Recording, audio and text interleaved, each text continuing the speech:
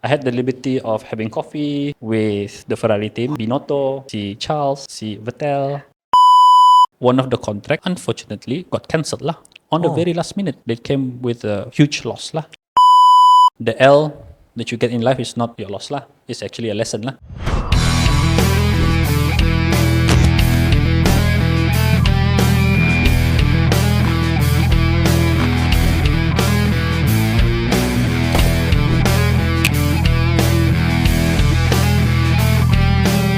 Alright, welcome back to part 2 untuk episod Tuan Hafiiz Ramle. Okay, kita ni tadi masa ujung part 1 tu kita ni masuk sudah part business tu macam mana you started joining Livewire apa itu ni.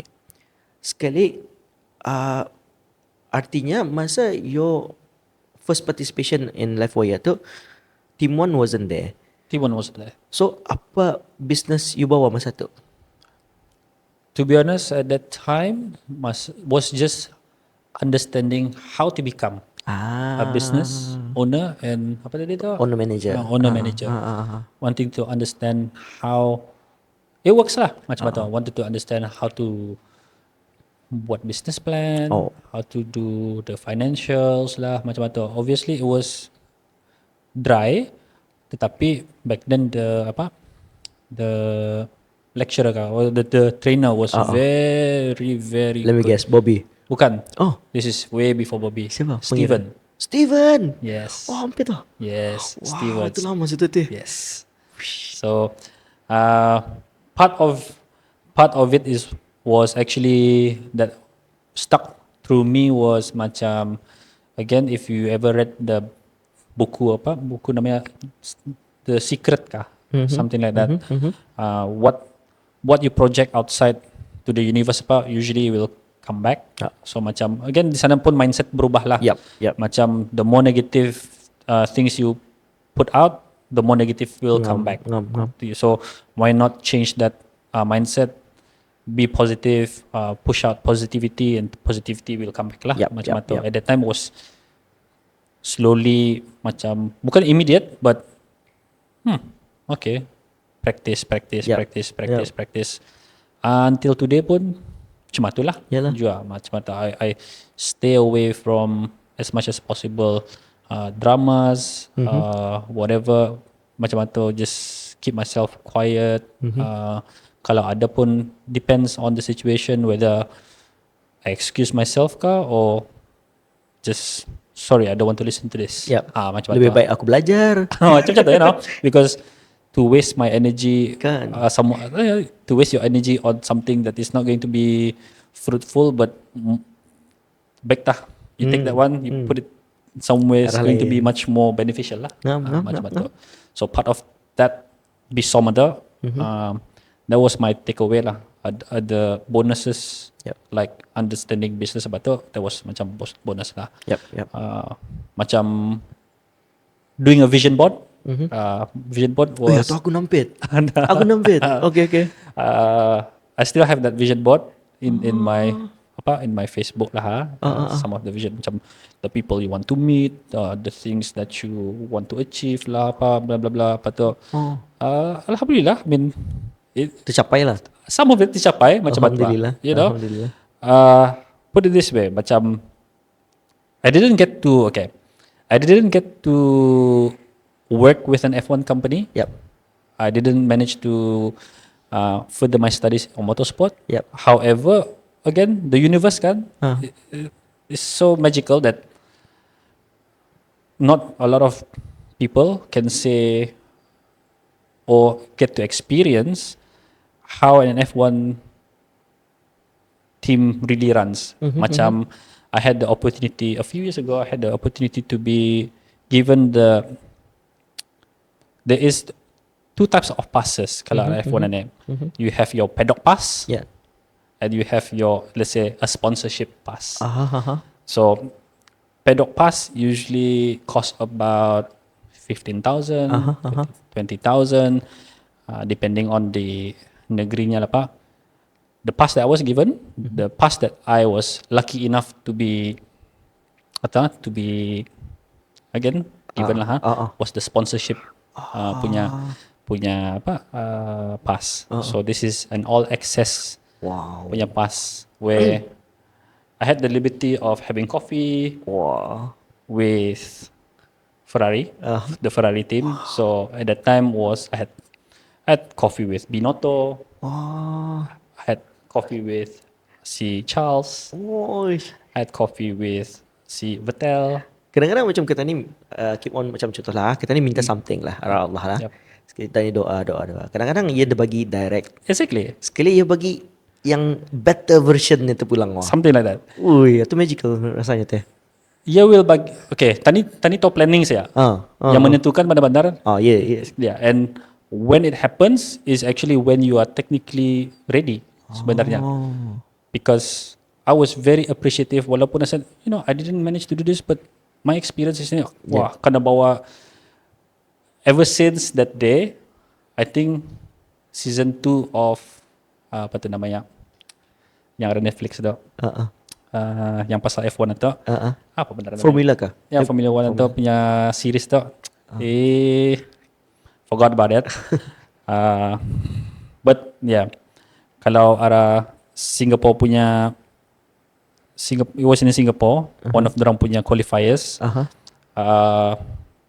I was kalau tak ada that footage, I was behind John Todd.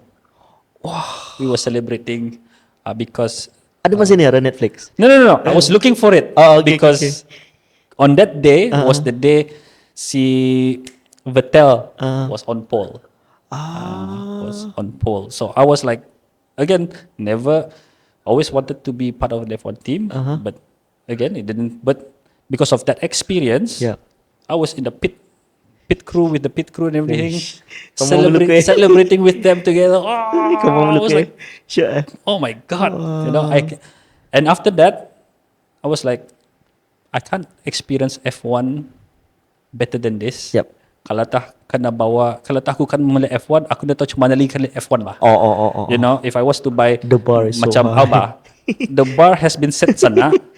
Macam kalau aku balik grandstand pun semampu-mampunya sekitar grandstand kah atau macam arah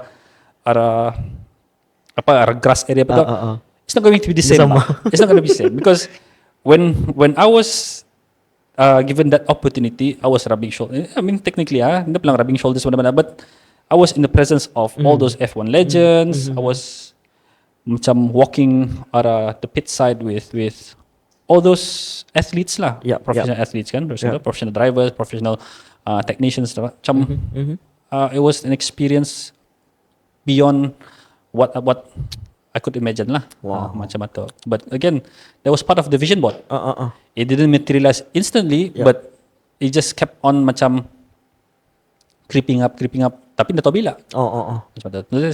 And then dalam vision board ada some of the people that I wanted to meet, macam some celebrities. Sampai. Di sana. Di sana aja. Macam tu, macam wah, okay. So macam, but it didn't happen overnight kan. It was like years and years macam tu. Macam sometimes check, ini sudah. Alhamdulillah. Sure. This is good. Alhamdulillah. But yeah, itu pun macam mana ya? How can I relate that to I mean understanding how it works lah. Okay, kira kan this about positive mindset, I guess.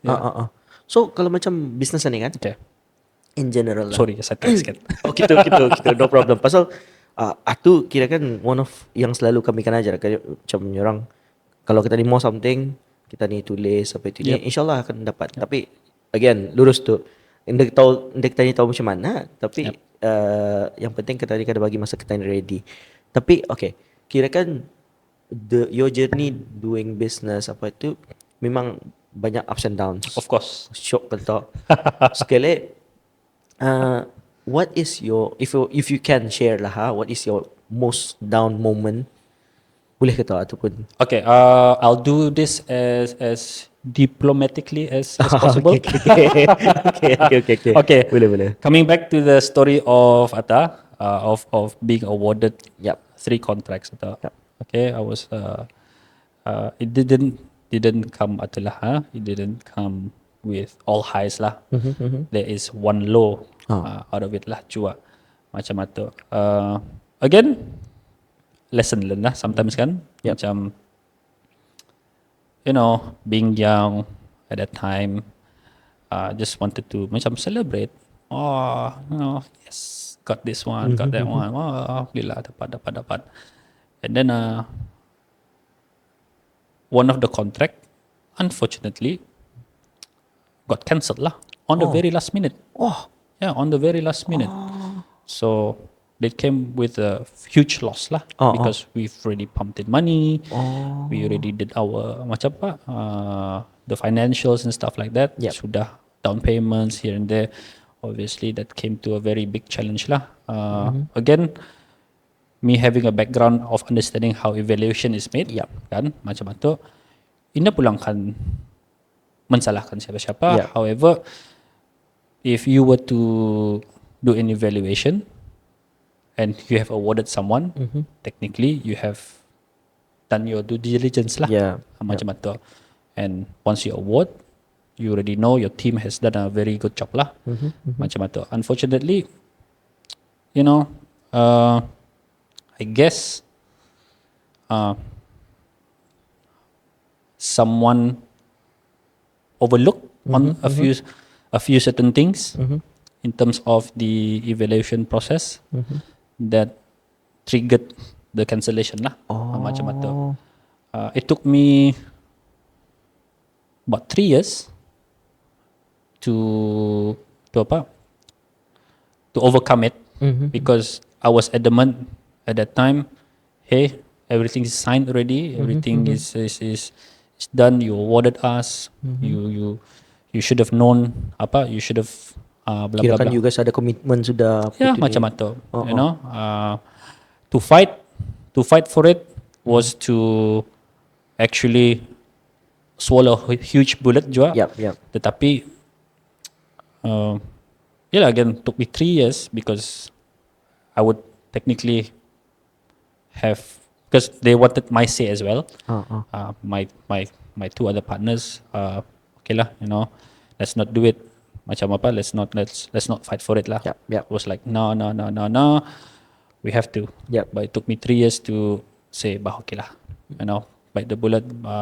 Let's look for, let's move on from this. Macam mana? We'll work it out. We'll work it out some ways lah. So that would be one of the lowest point lah. But it gave me it taught me kirakan macam to humility lah, I guess. Macam okay, tahan saja. Again, always remember juga, nothing in this world yang kena test atau nothing you cannot overcome lah. Because it's already written bah. You will not be tested beyond your means. So again, kept that in mind. Macam okay lah, dah apa. Yes, it's a huge sum. It's apa besar, but nothing that we could not overcome. Macam itu. So we progress from that lah. Lesson learned juga, not just on our company but on the clients company lah juga. Dorang pun ada some lesson learned lah throughout that. Kadang-kadang macam ada some people once dia drop tu, dia payahkan naik semula. Tapi what is your motivation at that time masa tu? Macam untuk okay, dapat aku move on daripada ni. What is your motivation to do that? Setting up that I guess everything happened for a reason juga. Mengapa it took a while to start a company, blah blah blah, and doing those self improvements punya program. I think that already help as well. Macam itu. And having macam setting yourself, having a positive mindset, understanding that things are not gonna go your way, macam itu. So if it doesn't go your way, you have two options. You either cry or do whatever, and then or you challenge yourself to become better, learn from it. Basically, this is what I always say. The L that you get in life is not your loss lah. It's actually a lesson lah. Macam tu. So again, it's a lesson not just from a company's perspective, but also in individual. Macam tu. Banyak lah. I mean, banyak karakter seorang-seorang keluar lah at that time lah juga. The good in one person, the evil in the other person, macam tu. Just imagine, sometimes if you have a golden card kan in your hand, you can do two things bah. Whether you really take advantage of it or really help someone. Macam tu. So at the time, this is a vendor lah. At the time, that vendor had the golden card. Obviously, I've seen it in front of my eyes pun, an evil vendor lah. So took advantage of the situation at that time. Macam tu. So it taught me, if you are ever in this position, don't you ever do it. So I guess that's part of the lessons. Pasal kalau if that didn't happen, I don't know how it would shape the character lah. Macam tu. Apa lagi tu? Tapi without all your progression awal tau, macam all your self development apa itu ni, kalau sekiranya that experience itu melumpuk terus without all your preparation awal ni, how would it goes masa tu? I wouldn't know actually. Tapi kalau if that didn't happen, those progress macam apa, upskilling myself, I don't know. I'll probably be lost lah. Macam tu. I'll probably be lost, but I guess alhamdulillah lah. It did happen after progressing those upskills or whatever lah. Macam tu. Those self improvements apa tu. Because I wouldn't imagine macam mana jadinya. Payah tu. Gitu. Really payah. Kita kadang-kadang itu tu macam apa tu, again macam at the right time tu juga kena bagi cubaan ke apa tu. Macam tu. Since Senimerge is a brand development company, what is your favorite brand? all time. Favorite brand in terms of macam mana dia? I mean, apa saja? I don't know. Kalau macam in terms of sports or leisure and stuff like that, I'm just like anyone. Nike, you know, Air Force Ones, Jordans, macam tu. Those, because again, 90s kid, I was influenced in terms of I don't play basketball.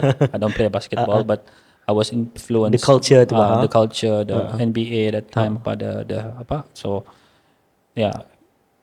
grew up with Kobe's, grew up with Jordans lah macam tu. But again, it's something atau other than that, to be honest, I don't really associate myself or I do not put my macam mana ni? How do I do this? How can I say? Not obsessed lah. Yeah, I'm not truly obsessed because I do not attach myself to the material things to push me forward. Because at the end of the day, if those are taken away, if you put if you put your confidence in material things, if your material things kena ambil, you will lose your confidence. Tapi tapi kalau if you have your own self awareness, self confidence of whatever you do, then take it away. Masih ada. If you are confident in your own skin, by all means, don't attach. I mean, I don't attach it lah. I want to know macam in your perspective lah kirakan how do you see kalau macam Bruneians punya companies, products ataupun macam let's say macam F&B lah, macam we put a brand into it and then for us we believe that Bruneian punya produk memang ada quality. It's just macam lacking of brand tu kan. So macam in your perspective, kalau sekiranya kita ni masukkan brand ni, is there any chance Bruneian punya produk apa ni untuk keluar negeri? Okay, talking about brands lah, talking about branding and stuff like that. Branding to me is the identity lah. So how do you want to identify yourself or your product? Or how do you want to identify it? Macam, okay, I'll take it lah. I'll take this opportunity. Macam OCDBN, okay, macam OCDBN. I purposely identify that as a very high end punya brand. I attach. I saw it macam ada lifestyle di sana. Macam lifestyle, yes. Because experiences taught me that macam okay, my macam that brand, okay, the brand should to me reflect the type of clients that you want to attract. Okay, for me there's 4 types of quadrants in terms of clients lah that exist. Satu, there's the cheap client. There's the problematic client. There's the sophisticated clients, and there is the high ticket clients. I always target quadrant number 3 and number 4, the sophisticated ones and the high ticket clients. So macam sophisticated clients ni are the clients macam yang do their own R&D sudah awal-awal, knowing what they want, macam tu kan. So usually macam beli kereta, aku mau ke, it's wonderful bah kalau a customer masuk saja ke kedai kereta tu lah sekiranya macam aku mau kereta ni horsepowernya macam ni, dia tahu sudah. Easy sell bah. It will be an easy sell for the sales team lah. The high ticket clients, they actually look at the value. What values, they don't look at tu harga, but what can you bring? How can you macam peacefully solve my problem or my concerns, macam tu? What are the things attached to it? Harga lain cerita, tapi apa lagi dapat kau buat, you know, stuff like that. So again, macam OCDBN, those are the 2 target areas that we look at. Macam okay, my price is like this sekiranya. Alright, aku nak ada kereta, extra kereta. It's okay, I have an extra car. I'll lend you my car. Sampai jatuh. Macam you know. Tapi aku kan belayar. Nak dorang ambil aku atau ngantar aku macam, it's okay. I can pick it up. You just bring it to the airport. I'll pick you up. I'll pick up your car. I'll keep it safe for you. And while kau belayar, macam while you belayar, you know, I'll take care of it. Everything's included sudah tu. So macam, okay, nice. No ada top up lagi. No top up because you are paying this much already. I'm here to serve you. Macam stuff like that lah. So sama aja macam brands ni lah. It's the identity that you want to bring. So macam, let's say like you said, makanan itu. People are more macam experience betul actually. It's more experience. You go to a 7-star punya hotel, which is ada di Brunei lah sekiranya. You buy Coke di sana RM8. You don't bat an eye. Bayar dah. No matter what. Cuba di luar kedai, you know, stall biasa lah. RM8 Coke. Apa? Ni You know, aji kanya. You know, apa? Kena aji kata lah. Sebenarnya orang kan. But it's the how you portray kan. Tapi kalau if you put your stall macam lawa berhabis kau, you know, macam customer service itu on point lah, hospitality is on point apa. Perbaik teh ya RM8, RM10 masih orang mau bayar dah. Because the extra length that you can give them lah. Macam tu. So brand to me is kalau akan bawa keluar batu, the identity tu mesti sama rata. What you have to understand juga. Apa orang ingat pasal itu? Yes. I guess that answers the question. I don't know. Yes. ada point yang interesting tu dalam itu sebenarnya. Thank you so much. Sebelum kita ni break untuk part 3, you've been in the business scene lama berhabis kan? I think 10 years ago, 12 years ago, sebab boleh lah. Tapi how do you see masa ni? Businesses masa ni?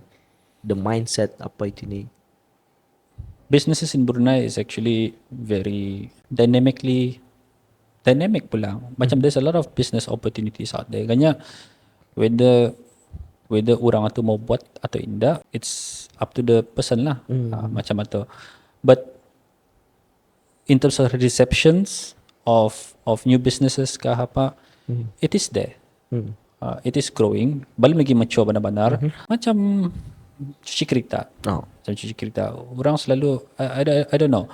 A lot of people are saying there's a lot of kedai cuci kereta here and there and stuff like that. Yes, understand. But if you really understand the market size, belum cukup. Benar. Belum cukup. So again, if you identify the market size, and then you streamline benar-benar lagi who are the people that you want to serve, apa tu, this is actually enough. Yep. Bandar ya. So there's no point of macam apa kan memonopolize lah macam itu. Kan kalau boleh semua atas aku, semua atas, no. Yep. I don't have that. I wasn't. You shouldn't be worried. You shouldn't be worried that much if you did your research benar-benar lah. Aku nampak benda ni masa di Beijing sebenarnya. Apa tu? Yang pasal bisnes satu dia perlu dimonopolize. Yeah, okay.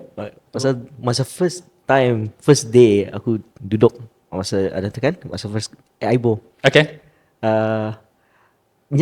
There's no way one company can serve the whole China.